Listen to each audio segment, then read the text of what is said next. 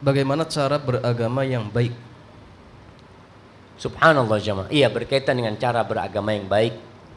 Agama Islam ini, kata Rasul sallallahu alaihi wasallam, inna hadzal dina yusrun. Agama ini mudah. Wala yushaddad dina ahadun illa ghalabah. Tidak ada seorang pun yang berusaha melelahkan dirinya, memberat-beratkan dirinya dalam urusan agama ini, kecuali dia akan terkalahkan. Jadi Islam ini agama yang mudah. Terus bagaimana supaya kita mengkaji agama dengan cara yang benar? Sumber agama Islam ini yang pertama adalah Al-Quranul Karim. Yang kedua, sunnah Rasulullah SAW, hadis-hadis Nabi. Yang ketiga, pemahaman para sahabat Nabi. Jadi memahami Al-Quran, memahami sunnah bukan semau kita. Tapi bagaimana para sahabat yang melihat Al-Quran turun, yang melihat Rasulullah Sallallahu Alaihi Wasallam mengamalkannya, kita ikuti. Tidak ruwet, agama ini nggak ruwet. Jadi tugas kita sekarang ini untuk orang-orang awam, agamanya orang awam itu bertanya. Fas'alu ahla dzikri in kuntum la ta'lamun. Ketika antum bertanya, pertanyaannya harus kritis sekarang. Tanya sama ustadz, apa ustadz? Anak kepingin dikasih tahu amalannya Rasulullah Sallallahu Alaihi Wasallam. Tanyakan.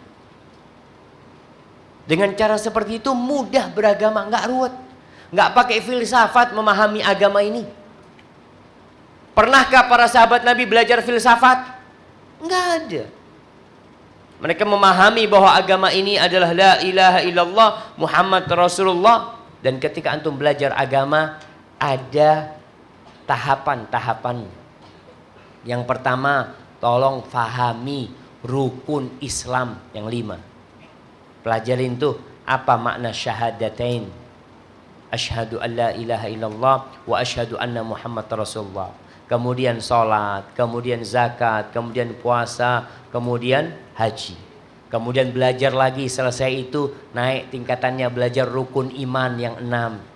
Iman kepada Allah, iman kepada malaikatnya, kepada kitabnya, kepada rasulnya, kepada hari akhir, kepada takdir baik dan buruk. Kemudian naik lagi tingkatannya, mempelajari tentang al-ihsan. Islam, iman, ihsan. Ihsan itu apa? An ta'budallaha ka'annaka tarah, fa in lam takun tarahu fa innahu yarak. Engkau beribadah kepada Allah seakan-akan engkau melihat Allah. Kalau engkau nggak bisa sampai tingkatan itu, maka tingkatan yang di bawahnya, engkau beribadah kepada Allah, yakin Allah melihatmu. Mulai belajar. Dan harus milih-milih guru, iya.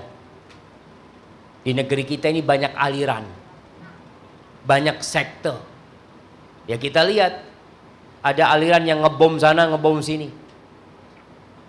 Kita melihat hal itu ada. Ada aliran yang gampang mengkafirkan sana, mengkafirkan sini. Hati-hati. Antum harus mengikutin qala Allah, qala Rasul.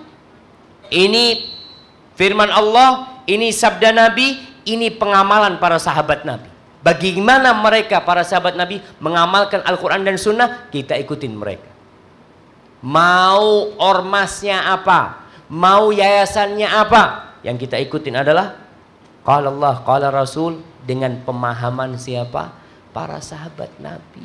Karena yang lebih faham dengan Islam itu mereka. Kita jangan sok, wah kita lebih faham, Islam kita lebih baik daripada Islamnya para sahabat Nabi. Hati-hati, itu orang munafik tuh kayak gitu tuh.